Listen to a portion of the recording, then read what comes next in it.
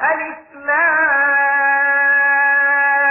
را كتاب أنزلناه إليك لتخرج الناس من الظلمات إلى النور بإذن ربهم إلى صراط العزيز الحميد الله الذي له ما في السماوات وما في الأرض وويل للكافرين من عذاب شديد الذين يستحبون الحياة الدنيا على الآخرة ويصدون عن سبيل الله ويبغونها عوجا أولئك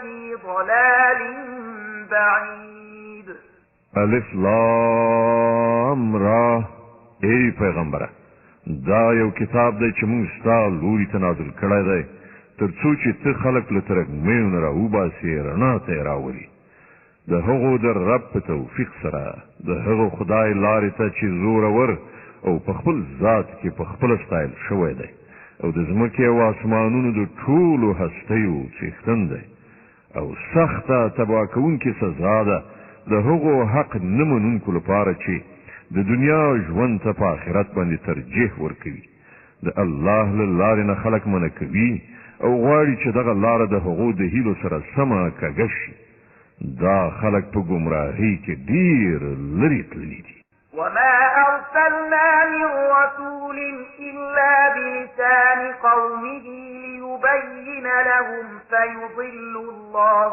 من يشاء ويهدي من يشاء وهو العزيز الحكيم مونږ چې د خپل پیغام رسولو لپاره هر کله کوم پیغمبر لیږلی دی هغه ته مو هماغه د خپل قوم په ژبه پیغام ورکړی دی تر څو چې هغه په ښه شان په روښانه توګه هغوی په خبره پوه کړي بیا چې د الله چاته خوښه شي ګمراه کوي او چاته چې خوښه شي سمه لاره ورښیي هغه برلاسی او د حکمت څښتن دی ولقد أرسلنا موسى بآياتنا أن أخرج قومك من الظلمات إلى النور وذكرهم بأيام الله إن في ذلك لآيات لكل صبار شكور موږ له دې نه مخکې موسی علیه السلام هم له خپلو نښانو سره لیږلی دی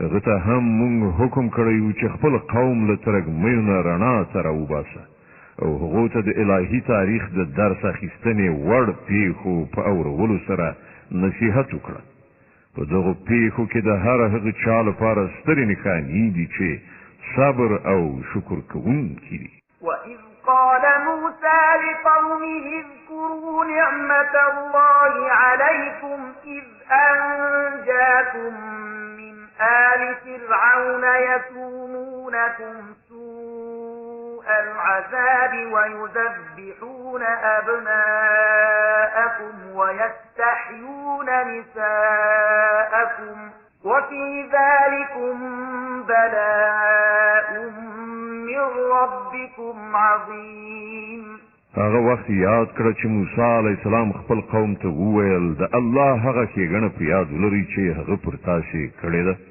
هغه تاسې له فرعونیانو نه وژغورلی چې تاسې سخت ربړولی ستاسې هلکانې وژل او ستاسې ښځې ژوندۍ ساتلي په دې کې ستاسې د رب له لوري لوی ازمویښت وإذ تأذن ربكم لئن شكرتم لأزيدنكم ولئن كفرتم إن عذابي لشديد او په یاد ولرئ ستاسې رب خبردار کړي وي چې که تاسې شکر وباسئ نو پر تاسې به لا زیاته پیرزوینه وکړم او که د نعمت ناشکري وکړئ نو زما سزا ډېره سخته ده وقال موسى إن تكفروا أنتم ومن في الأرض جميعا فإن الله لغني حميد او موسی وویل چې که تاسې کافر شئ او د ځمکې ټول اوسېدونکي هم کافر شي نو الله بې نیازه او په خپل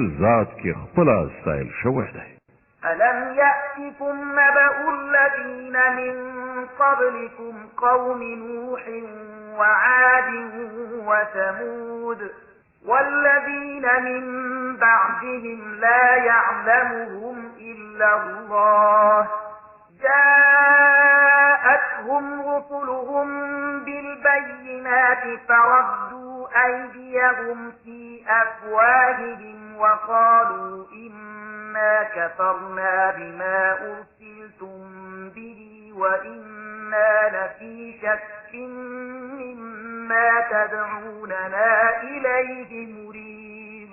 آیا تاسو ته د هغو قومونو حالات نه دي رسیدلي چې له تاسو نه مخکې تیر شوي دي؟ د نوح قوم، عادیان، سمودیان او د هغو وروسته راتلونکي ډېر قومونه چې د هغو شمېر یوازې الله ته معلوم دی. د هغو پیغمبران چې کله هغو ته له روښانه خبرو او ښکاره څرګندو نښانو سره راغلل، نو هغو خپلې ګوتې په خولو کې ونیولې او ویې ویل چې له کوم پیغام سره چې تاسې لېږل شوي یاست موږ هغه نه منو او د کوم شي لوري ته چې تاسې بلنه راکوئ د هغه له پلوه موږ په سخت اندېښناک شک کې لوېدلي یو. قالت رسلهم أفي الله شك فاطر السماوات والأرض يدعوكم ليغفر لكم من ذنوبكم ويؤخركم إلى أجل مسمى قالوا إن أنتم إلا بشر مثلنا تريدون أن تصدونا عما كان يعبد آباؤنا فأتونا بسلطان مبين. د هغو پیغمبرانو وویل آیا د خدای په باب شک دی چې د آسمانونو او ځمکې پیدا کوونکی دی؟ هغه تاسو ته بلنه درکوي تر څو چې ستاسې ګناهونه وبخي او تاسو ته تر یوې ټاکلې نیټې پورې مهلت درکړي. هغو ځواب ورکړ تاسو نور څه نه یې مګر همغسې انسانان لکه چې مونږ یو. تاسو غواړئ مونږ د هغو هستیو له بندګۍ نه منع کړئ چې د هغو بندګي له پلار نیکه راهیسې کېږي. ښه نو راوړئ کوم څرګند سند. قالت لهم رسلهم إن نحن إلا بشر مثلكم ولكن الله يمن على من يشاء من عباده وما كان لنا أن نأتيكم بسلطان إلا بإذن الله وعلى الله فليتوكل المؤمنون. د هغو پیغمبرانو هغو ته وویل په رښتیا سره چې موږ نور څه نه یو مګر ستاسې په څېر انسانان، خو الله چې کله له خپلو بندګانو نه په چا باندې وغواړي احسان کوي او دا زموږ په واک کې نه ده چې تاسې ته کوم سند راوړو.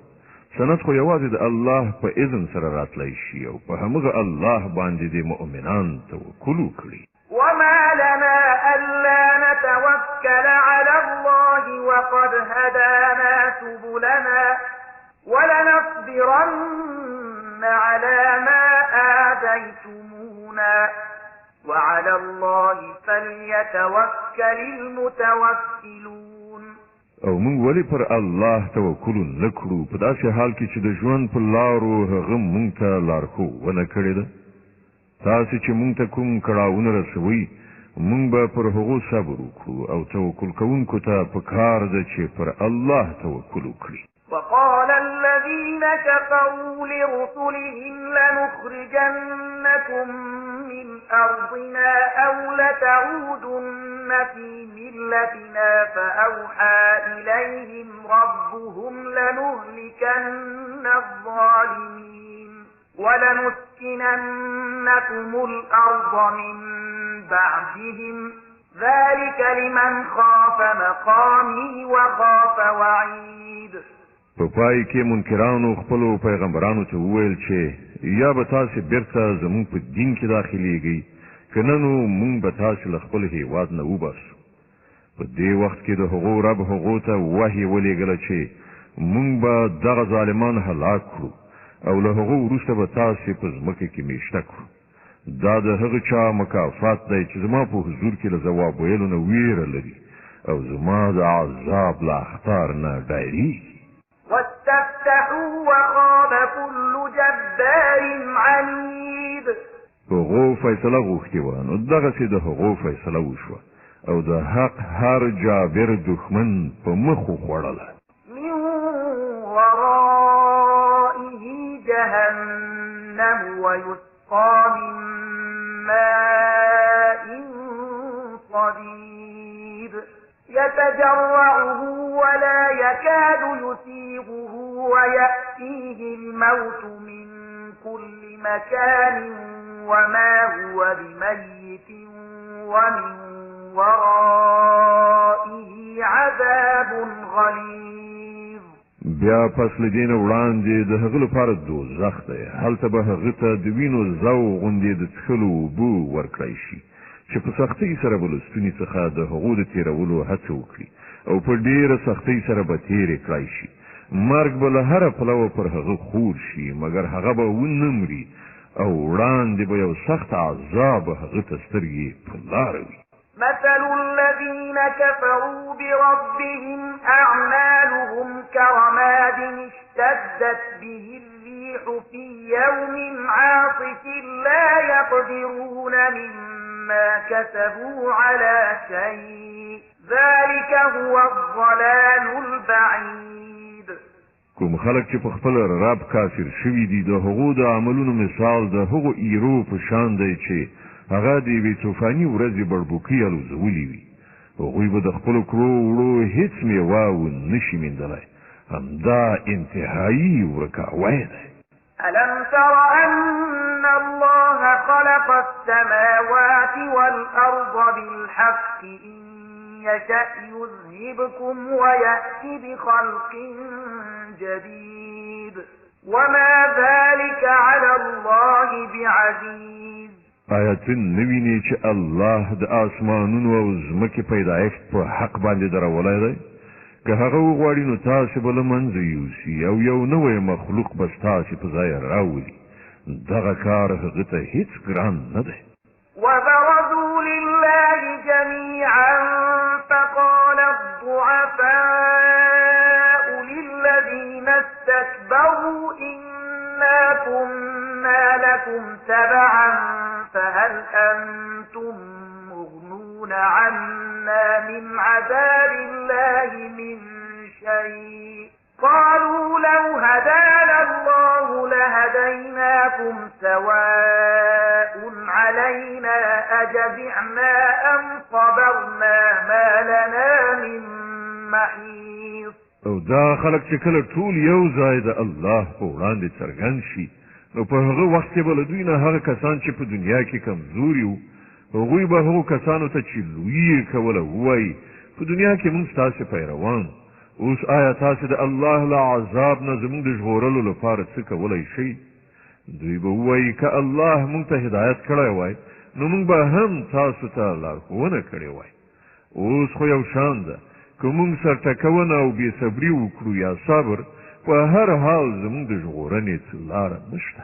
وقال الشيطان لما قضي الأمر إن الله وعدكم وعد الحق ووعدتكم فأخلفتكم وما كان لي عليكم من سلطان إلا أن دعوتكم فاستجبتم لي وما كان لي عليكم من سلطان إلا أن دعوتكم فاستجبتم لي فلا تلوموني ولوموا أنفسكم ما أنا بمصرخكم وما أنتم بمصرخي إني كفرت بما أشركتمون من قبل إن الظالمين لهم عذاب أليم. او کله چې فیصله وکړای شي نو شیطان به ووایي حقیقت دا دی الله چې له تاسې سره کومې وعدې کړې وي هغه ټولې رښتینې وي او ما چې څومره وعدې وکړې له هغو نه مې یوه هم پوره نه کړه. زما پر تاسې څه زور نه و، ما له دې نه پرته نور څه نه دي کړي چې د خپلې لارې په لوري مې تاسې ته بلنه درکړه او تاسې زما بلنې ته لبیک ووایي. اوس پر ما پړه مه اچوئ، خپل ځانونه پړه وګڼئ. دلته نه زه ستاسې فریاد ته رسېدی شم او نه تاسې زما فریاد ته. له دې نه مخکې چې تاسې زه په خدایي کې شریک ګرځولی وم، زه له هغې نه بری الذمه یم. د داسې ظالمانو لپاره خو په یقیني ډول دردناکه سزا ده. وأدخل الذين آمنوا وعملوا الصالحات جنات تجري من تحتها الأنهار خالدين فيها بإذن ربهم تحيتهم فيها سلام.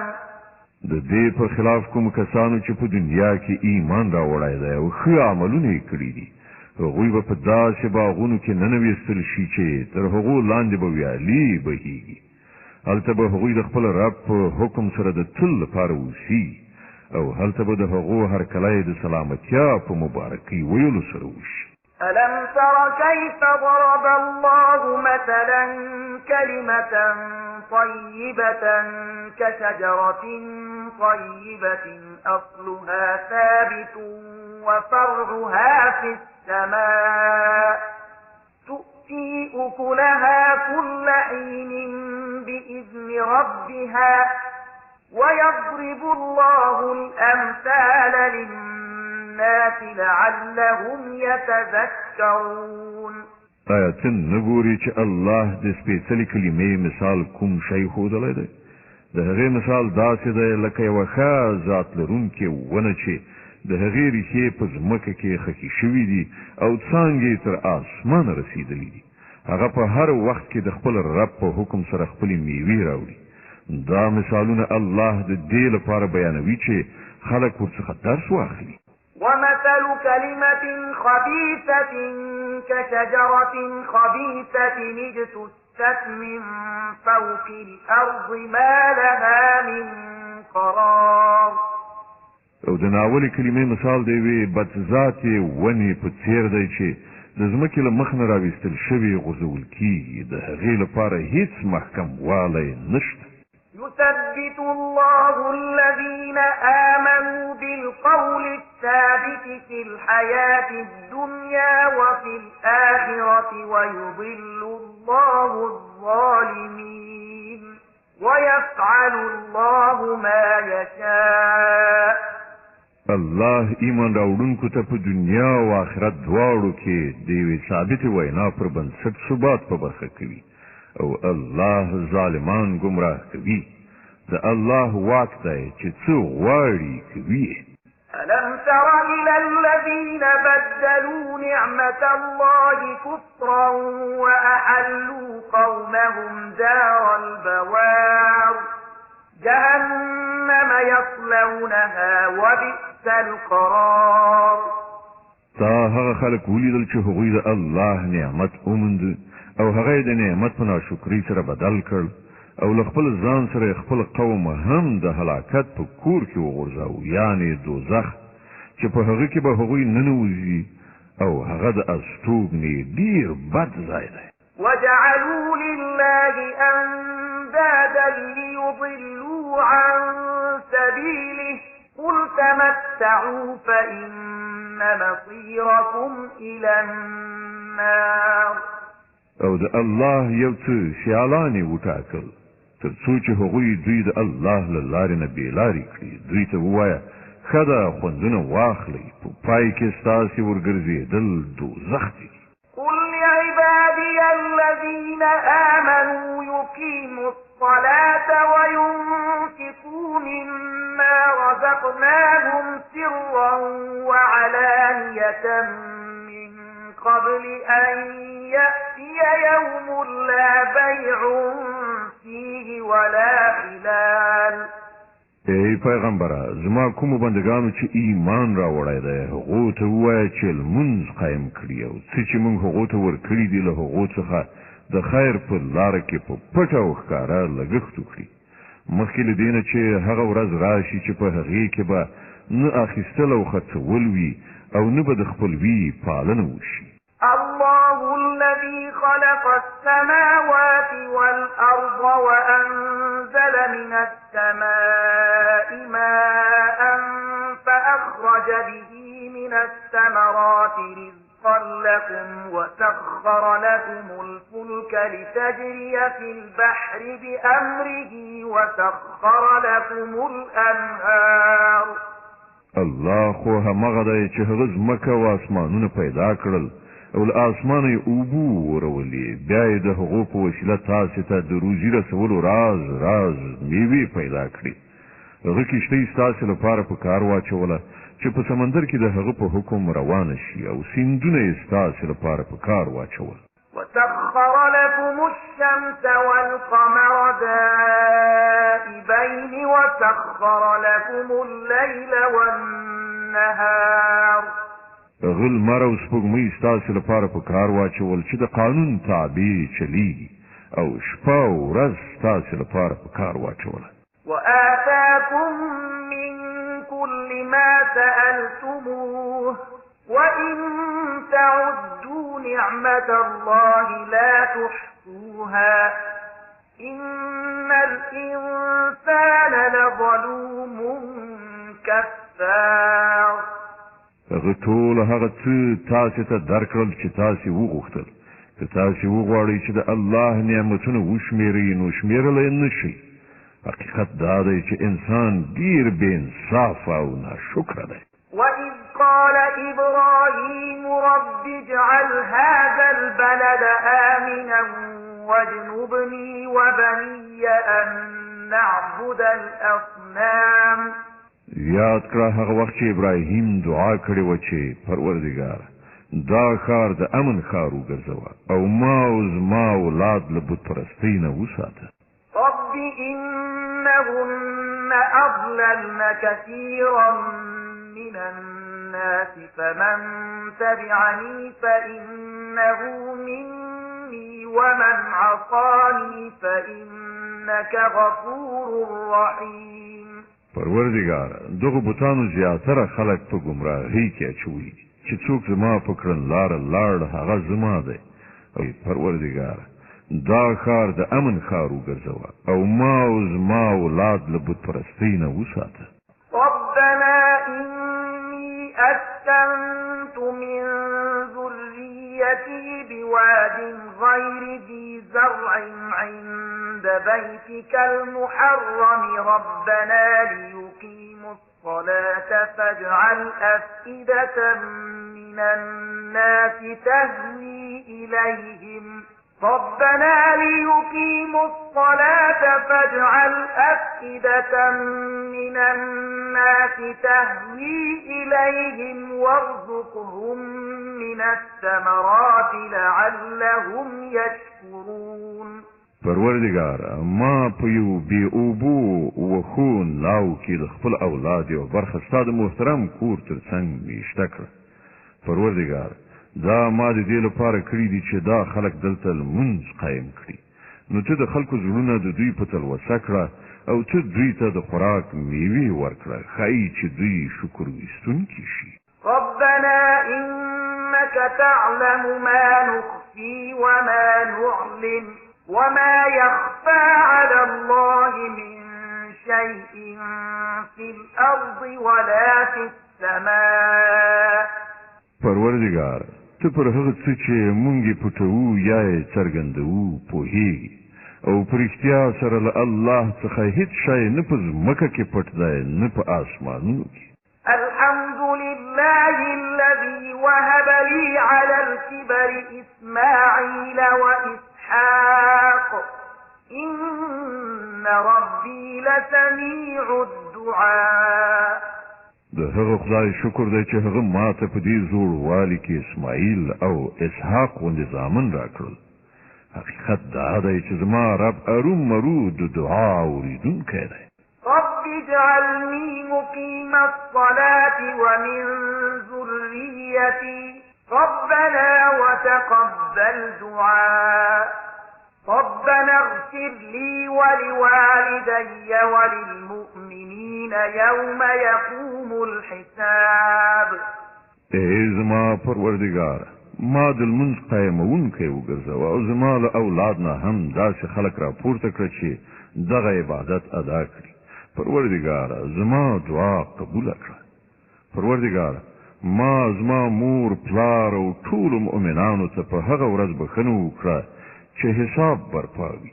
ولا تحسبن الله غافلا عما يعمل الظالمون إنما يؤخرهم ليوم تشخص فيه الأبصار مهطعين مقنعي رؤوسهم لا يرتد إليهم صرفهم وأفئدتهم هواء.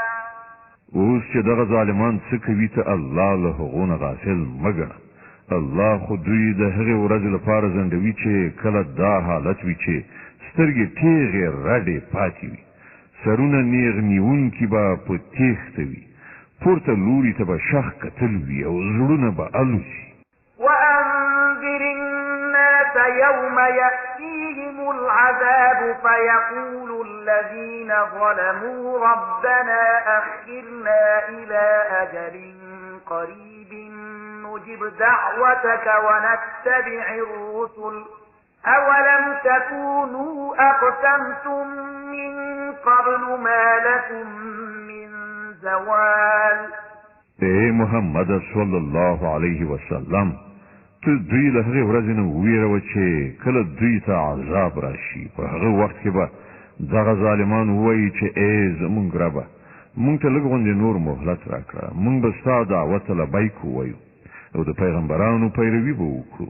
خو دوی ته به په څرګند ډول ځواب ورکړی شي چې آیا تاسې همغه خلک نه یي چې له دې نه مخکې مو په قسمونو خوړلو ویل چې مونږ هېڅکله زوال نه لرو؟ وسكنتم في مساكن الذين ظلموا أنفسهم وتبين لكم كيف فعلنا بهم وضربنا لكم الأمثال. په داسې حال کې چې تاسې د هغو قومونو په کلیو کې اوسېدلی چې هغو په خپله په ځان ظلم کړی و او کتلې مو چې مونږ له هغو سره څه چلند وکړ او د هغو د مثالونو په راوړلو مونږ تاسې پوهولي هم وی. وقد مكروا مكرهم وعند الله مكرهم وإن كان مكرهم لتزول منه الجبال. هغو خپلې ټولې دسیسې په کار واچولې، خو د هغو د هرې دسیسې خنثی کول له الله سره وو، که څه هم چې د هغو چلونه داسې قوي وو چې غرونه به پرې له ځایه بې ځایه شي. فلا تحسبن الله مخلف وعده رسله إن الله عزيز ذو انتقام. ای پیغمبره ته هیڅکله دا ګمان مه کوه چې الله به په کوم وخت کې له خپلو پیغمبرانو سره د کړو وعدو پر خلاف کار وکړي. الله زورور او غچ اخیستونکی دی. يوم تبدل الأرض غير الأرض والسماوات وبرزوا لله الواحد القهار. دوی له هغې ورځې نه وویروه چې کله ځمکه و اسمانونه بدل او له یو څه نه بل څه جوړ کړی شي او ټول به د یو قهار خدای په وړاندې څرګند حاضر شي. وترى المجرمين يومئذ مقرنين في الأصفاد سرابيلهم من قطران وتغشى وجوههم النار ليجزي الله كل نفس ما كسبت إن الله سريع الحساب. په هغه ورځ به څه مجرمان وګوري چې په زنځیرونو کې به یې لاسونه پښې کلکې تړلي وي، د قیر جامې به یې اغوستې وي او د اور شغلې به د هغو پر مخونو خورېدونکي وي.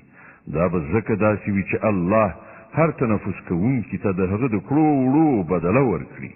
د الله په حساب اخیستلو کې څه ځنډ نه راځي. هذا بلاغ للناس ولينذروا به وليعلموا أنما هو إله واحد وليذكر أولو الألباب. دا د ټولو انسانانو لپاره یو پیغام دی او دا د دې لپاره لیږل شوی دی چې هغوی د ده په وسیله خبردار کړی شي او هغوی وپوهیږي چې په حقیقت کې خدای صرف یکی یو دی او څوک چې پوهه لري هغوی متوجه شي